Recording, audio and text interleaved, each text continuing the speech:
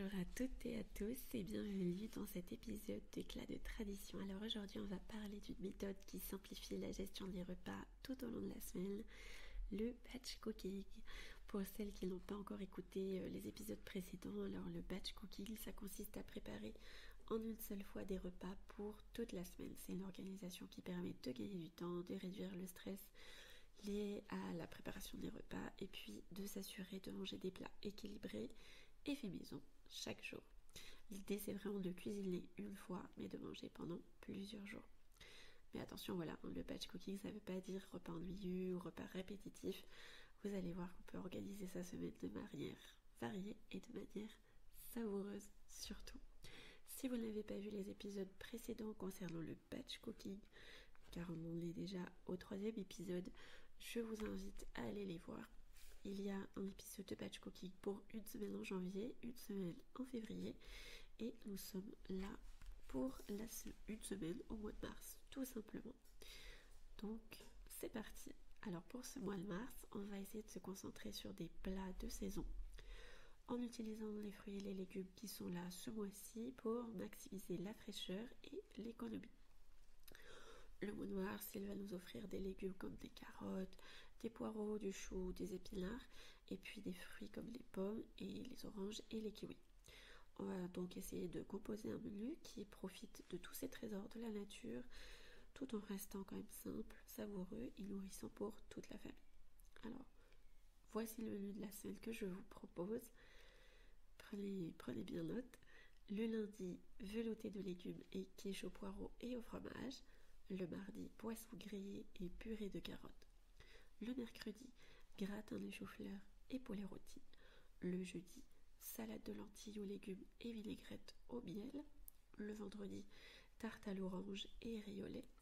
Le samedi, gratin de pommes de terre et steak de bœuf. Et le dimanche, chili sin carne, du chili sans viande et riz.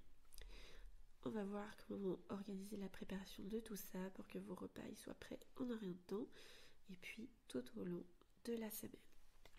Alors, avant de commencer à cuisiner, bien sûr, il faut que vous fassiez les courses. Donc voici la liste complète des ingrédients que vous aurez besoin.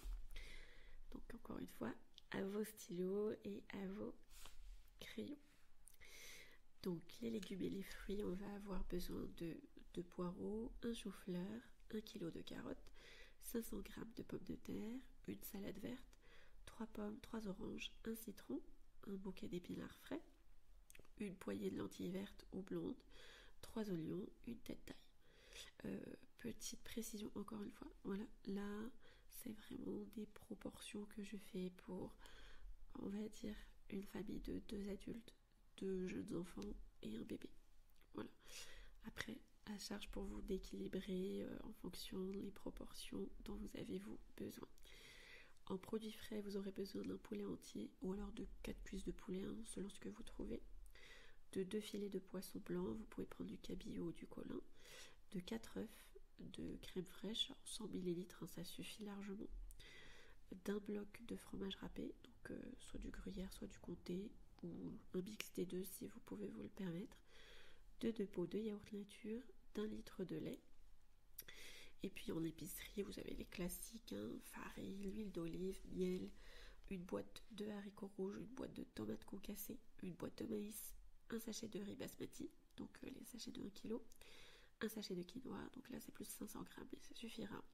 Donc voilà, vous n'avez rien de bien compliqué, et puis vous avez de quoi cuisiner des plats nourrissants, simples, et puis surtout sains. Alors, maintenant, le déroulé de la préparation pour le batch cooking.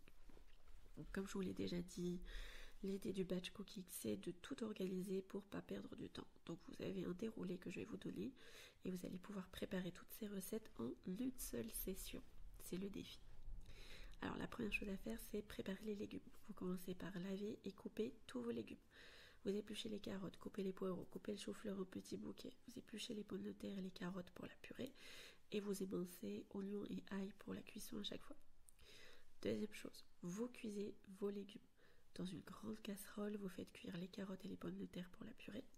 Et en parallèle, dans un autre récipient sur le feu, vous faites cuire le chou-fleur, qui aura évidemment pas la même cuisson, vous le savez. Pour la soupe, vous pouvez faire revenir les poireaux avec un peu de beurre ou d'huile d'olive, soit dans une grande casserole, soit un wok, soit une poêle, selon ce que vous avez. Et une fois que les légumes sont cuits, vous préparez la soupe en mixant tous les légumes de la soupe et vous réservez.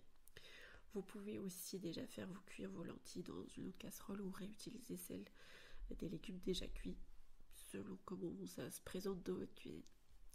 Alors ensuite, vous avez cuisson des viandes et du poisson. Pendant que les légumes cuisent, vous pouvez déjà préparer la viande. Vous assaisonnez le poulet, vous le faites rôtir au four, donc ça va prendre environ 40-45 minutes.